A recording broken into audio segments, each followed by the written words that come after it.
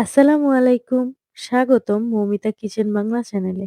আজ আমি আপনাদের জন্য নিয়ে এসেছি দারুণ স্বাদের মসুর ডালের পিঠার রেসিপি।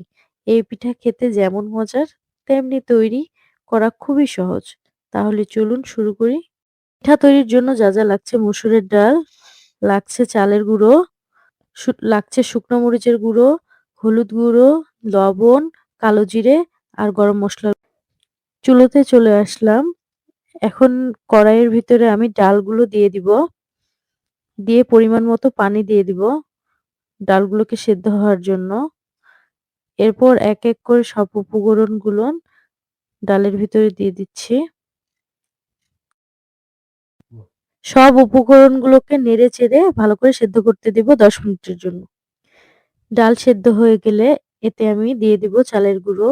আর চালের গুঁড়ো দিয়ে একটা শক্ত খামির তৈরি করে নেব। এই খামিরটা তৈরি করতে হবে খুব অল্প জালে।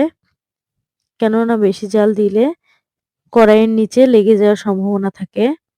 এভাবে আস্তে যখন কড়াই থেকে উঠে আসবে তখন বুঝতে হবে যে খমিরটা হয়ে গিয়েছে। ডোটাকে এখন আমি ভালো করে মথে নেব। তারপর একটা রুটির মতো শেপ করে নিব। রুটির মতো বেলে নেওয়ার পরে এটাকে আমি গোল করে শেপ দিয়ে নিয়েছি। আপনারা চাইলে অন্য শেপেও কাটতে পারেন। এখানে আমি একটা গ্লাস দিয়ে কাজটা করেছি। খুব বেশি মোটাও করা যাবে না, খুব বেশি পাতলাও করা যাবে না। পিঠাটাকে আমি এখন একটা ফুলের মতো ডিজাইন ক্রিয়েট করছি। এটা সম্পূর্ণ দেখে বুঝতে হবে কাজটা কিভাবে করছি আমি।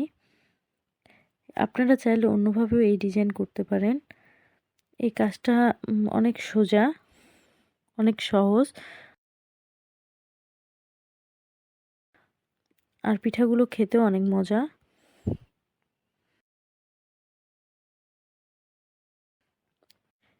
এক করে এভাবে আমি সব পিঠাগুলোই তৈরি করে নিলাম।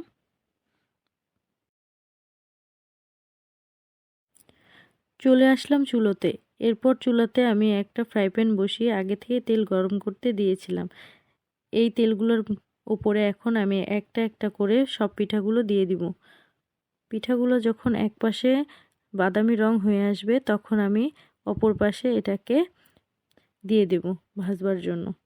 যখন ভাজা খুব ভালো করে হয়ে যাবে তখন এটাকে আমি উঠিয়ে নিব। দেখুন পারফেক্ট মচমচে আর সুস্বাদু মসুর ডালের পিঠা তৈরি হয়ে গেছে। গরম গরম ১ কাপ চায়ের সাথে খেলে মজাই আলাদা। এই রেসিপি আপনার বাসায় ট্রাই করুন আর আমাদের ফিডব্যাক জানাতে ভুলবেন না।